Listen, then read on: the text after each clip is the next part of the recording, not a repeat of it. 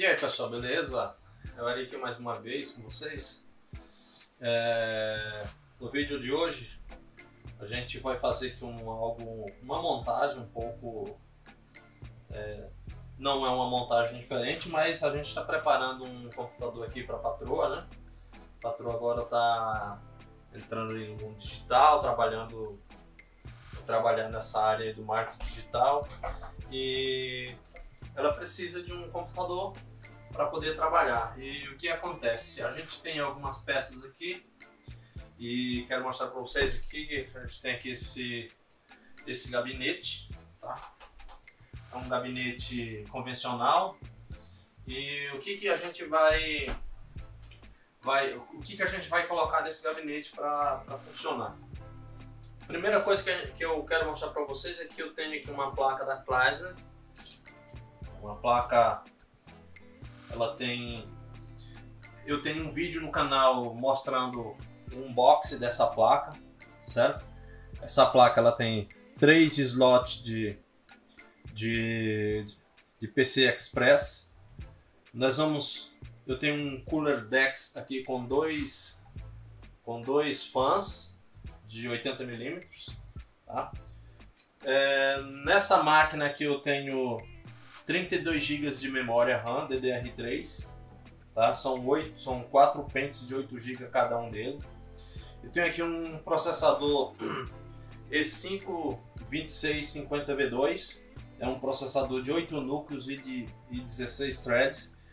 É uma máquina extremamente boa para o que ela vai fazer. Ela também vai trabalhar com vídeo, vai fazer renderização de vídeos, e acredito que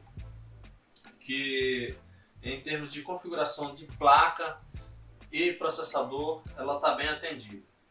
E agora, qual que é a placa de vídeo que nós vamos colocar para esse computador? A placa de vídeo que a gente vai colocar é uma placa de vídeo que eu também já tenho aqui.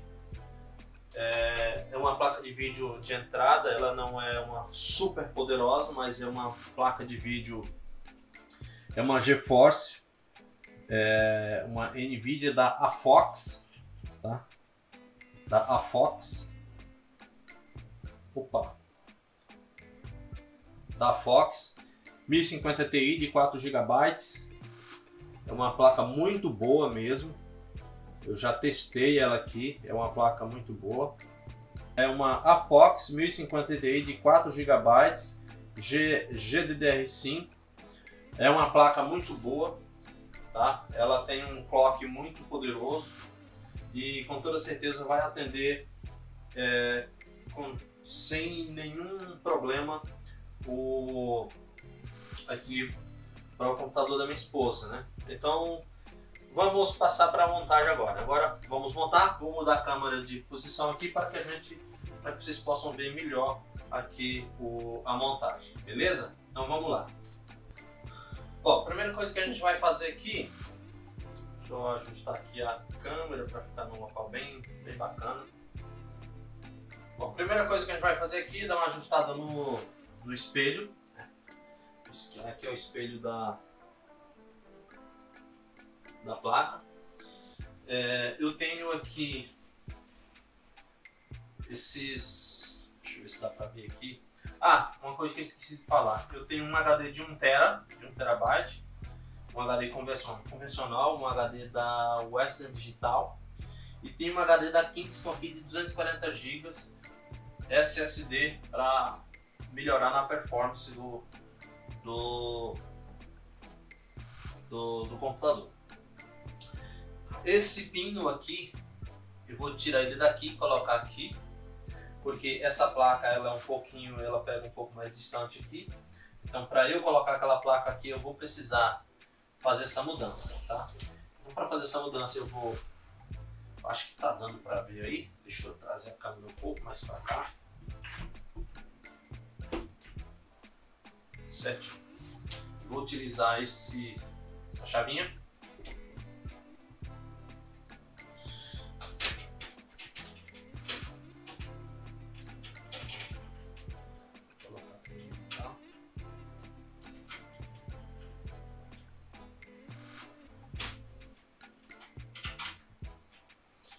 Tem uma fonte da Blue Case de 350 watts de potência, é o suficiente para rodar essa placa também, tá? Para rodar esse processador, que ele tem um TDP de 95 watts, ela não vai chegar a esse uso.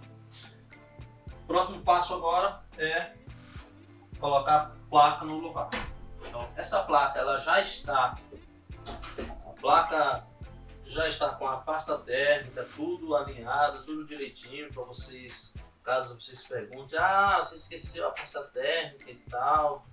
Não esqueci nada da pasta térmica. Aqui está agora colocar os parafusos no lugar. Eu sempre costumo colocar parafuso em X, tá? Como é colocar parafuso em X? Você coloca cruzado, depois você coloca no lugar, nos lugares o restante. Eu não dou o aperto final, eu só costumo dar aperto final depois que a placa está no lugar. Essa placa, ela tem também aqui, não dá para ver porque a minha câmera ela é uma webcam, mas ela tem ainda um slot NVMe PCI Express de alta performance, tá? Apertei. Você não precisa, cara, dar aquele aperto de matar a rosca, tá? Porque a placa ela não vai pular daqui, entendeu?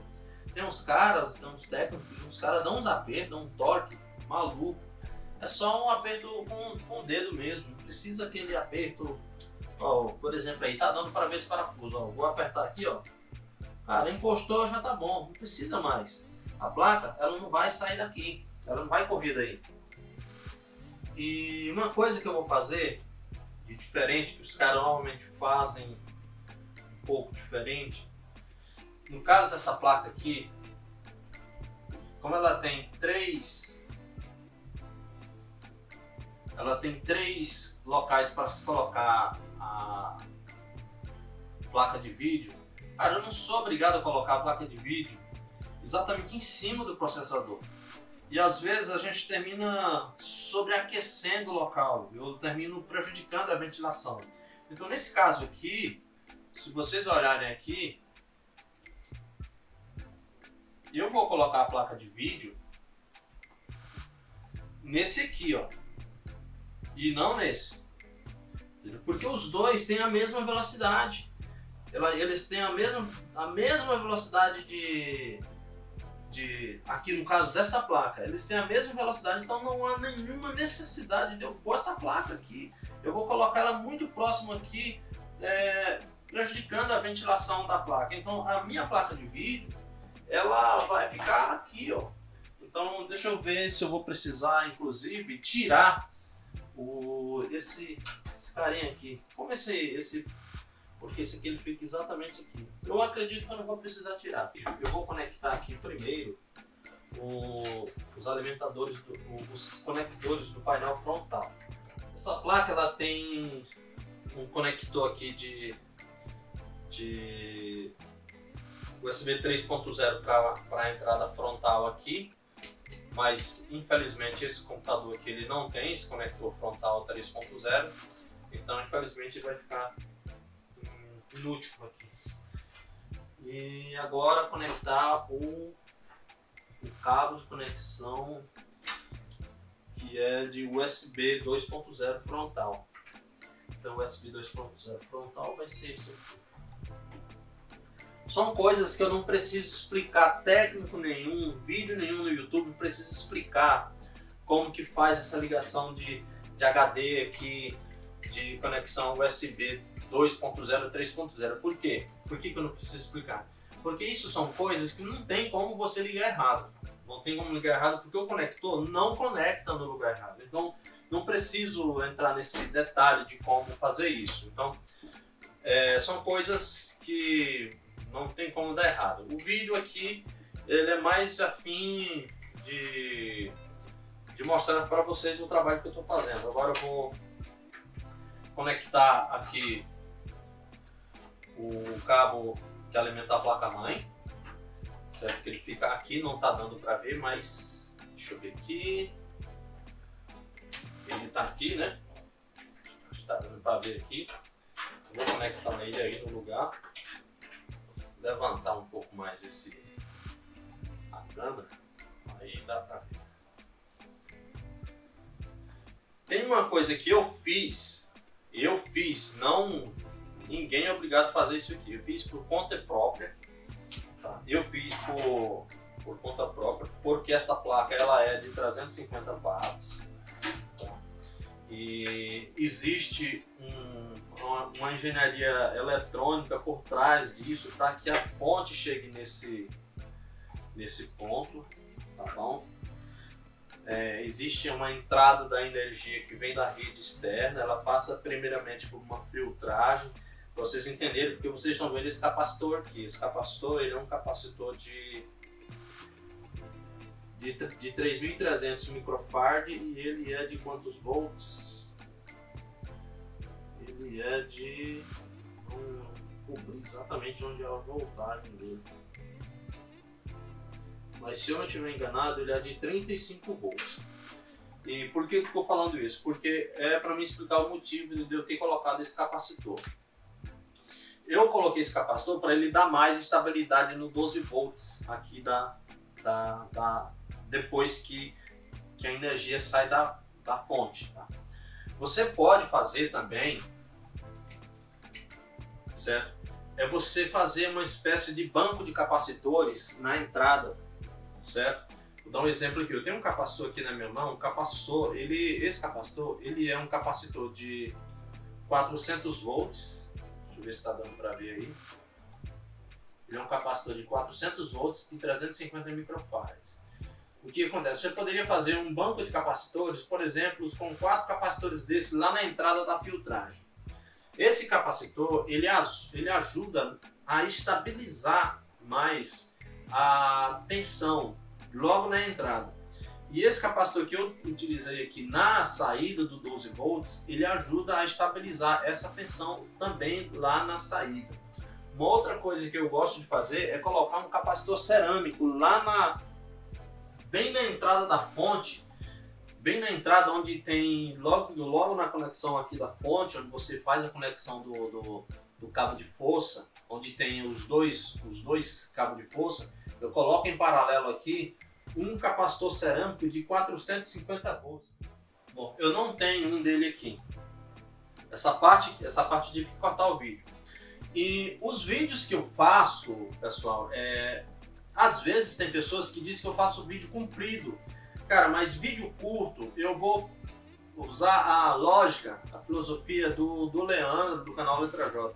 Vídeo curto, ele gera muitos questionamentos e poucas respostas. Vídeo longo, ele pode ser um vídeo mais comprido, mas ele te responde muito mais perguntas, entendeu?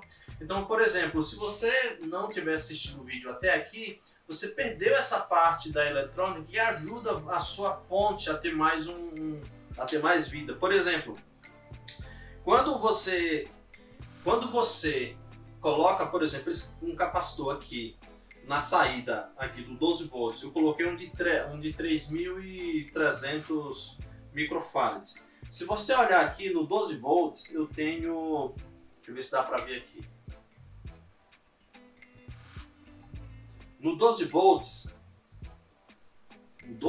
no mais 12 volts eu tenho 15 amperes. E no menos 12 volts eu tenho também 15 amperes. E existe uma recomendação na eletrônica, que diz que você deve utilizar 1000 microfarads por ampere. E você não vê isso nunca dentro de uma fonte de computador. Por mais estabilizada que ela seja, o capacitor aqui que faz a filtragem final de saída aqui é um capacitorzinho desse tamanhinho que vai de 20 volts o microfarad dele muito pequeno, mas muito pequeno mesmo, tá? Agora eu vou pegar um capacitor aqui só para vocês terem uma ideia do que eu estou falando. Isso sim, eu vou pegar, aguarda um instante e eu já volto. Pronto, voltei. Eu tenho um capacitor aqui na minha mão. Se Se vocês olharem para ele aí, ele é um capacitor de 12.000 microfarads. E ele é de 50 volts, certo? Normalmente o capacitor que vem dentro da fonte de alimentação, ele é um negocinho mais ou menos parecido com esse aqui. Eu não estou dizendo que ele é igual. Ele é um capacitorzinho de... Aqui está 220. Normalmente ele é um capacitorzinho de 1.300 microfarads e de 35 volts, 15 volts. Tá? Então, onde que eu quero chegar nisso? Se você tem um capacitor parrudo como esse aqui, aí você vê quando se fala de um capacitor com fonte real, com watts real, é porque a construção interna da fonte ela é dotada de mais capacitores nesse sentido. E o impacto maior que isso acontece é quando você coloca o processador para trabalhar quando ele faz você faz um benchmark, ou então quando você está jogando, que ele puxa mais tensão, puxa mais corrente, mas tensão não, tensão sempre vai ser a mesma. Mas que ele está lá sendo alimentado com 12 volts, os MOSFETs, quando ele puxa mais corrente de lá da fonte de alimentação, que era para entregar 15 amperes, às vezes os capacitores não têm capacitância suficiente para manter essa tensão, essa corrente estável. Então a adição desses capacitores que eu estou falando ajuda a você pegar uma fonte mais ou menos e deixar ela mais estabilizada a ponto de você poder usar uma fonte de 350 volts, 350 watts no lugar de uma fonte de 500 watts. Ó, então, se você não assistiu o vídeo até aqui, você não aprendeu isso. Eu sei que vai ter gente que vai assistir o vídeo e vai dizer que isso não tem nada a ver. Olha, cara, eu sinto muito de lhe dizer. Se você veio aqui para dizer que isso não tem nada a ver, que piriri pororó, porque você entende você é de um canal grande, você faz isso, faz aquilo, cara, você pode ter um canal grande, você pode às vezes até entender um pouco mais de hardware do que eu, mas dessa área de eletrônica eu tenho plena convicção que eu não estou falando bobagem. Por esse motivo, por exemplo, eu tenho aqui na minha mão isso aqui, ó. Aqui é um transformador de micro-ondas, certo? Esse transformador de micro-ondas, eu peguei ele e fiz aqui, ó, aqui é uma coisa bem grosseira aqui. Eu tenho aqui, ó, parece uma coisa banal que eu estou mostrando para vocês, mas aqui nesses dois fios eles estão saindo 12 volts. É o mesmo 12 volts que sai aqui na fonte de alimentação de uma fonte de alimentação comum de computador. É 12 volts, 12 volts é 12 volts, não existe 12 volts é diferente. Aqui no Brasil é diferente de 12 volts lá na China, de jeito nenhum. 12 volts é 12 volts. Qual a diferença desses 12 volts aqui dessa fonte para uma fonte de 1000 watts de potência? Que você, a melhor fonte que você tem, a melhor fonte que você tem aí para alimentar seus computadores e tudo mais, e piriri pororó, nem de longe ela chega perto disso aqui. Nem de longe. Por quê?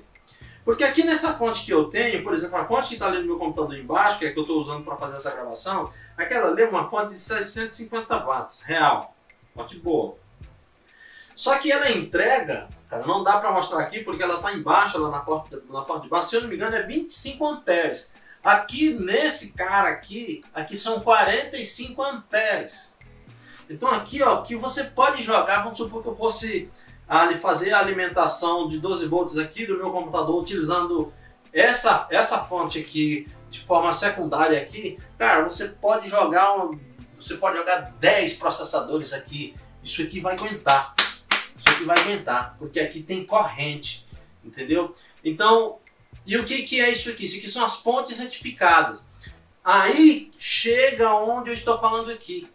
Então, para suprir 40 amperes aqui, a eletrônica diz que eu preciso de 1000 microfarads por ampere. Então, se eu tenho aqui na fonte de alimentação aqui 15 amperes, eu precisaria ter aqui na saída retificada da fonte de alimentação um capacitor mais potente que esse aqui. Mais potente que esse, entendeu? E sabe onde você vai achar uma fonte de alimentação de computador com isso aqui? Em lugar nenhum.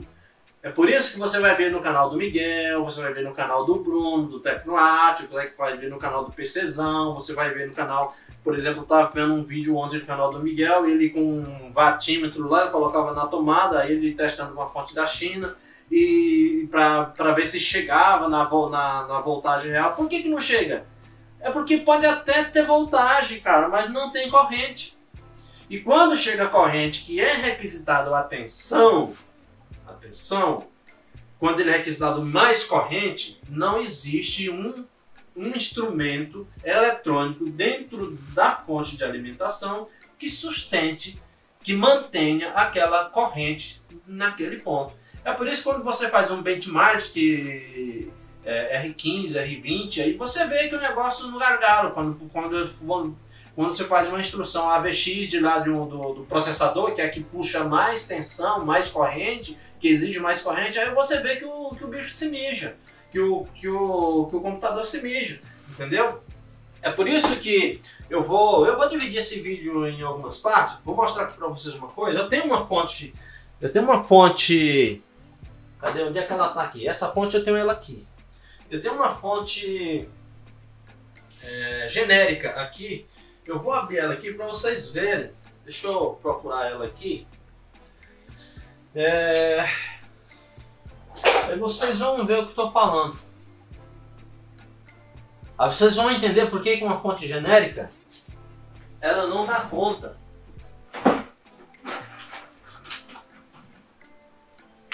Vocês vão ver por que uma fonte genérica não dá conta. Sabe esses adaptadores aqui? Esse aqui é um adaptador que eu usei essa fonte aqui na hora de testar para poder testar a minha placa aquela placa de vídeo ali. Então agora o que a gente vai fazer aqui? A gente fugiu um pouco do foco aqui do nosso trabalho, mas vamos lá. Eu vou mostrar para vocês como que é a construção dessa fonte aqui dentro.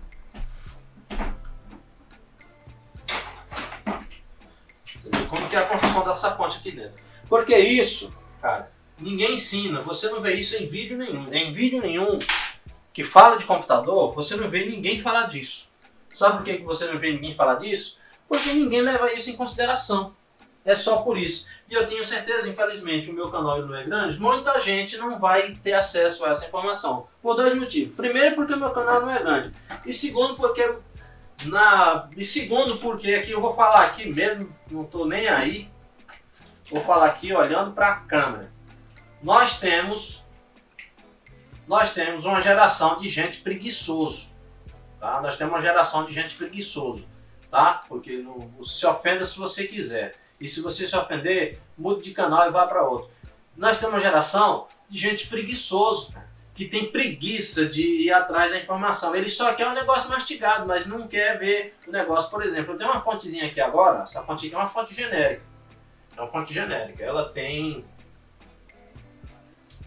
Ó, vou mostrar aqui.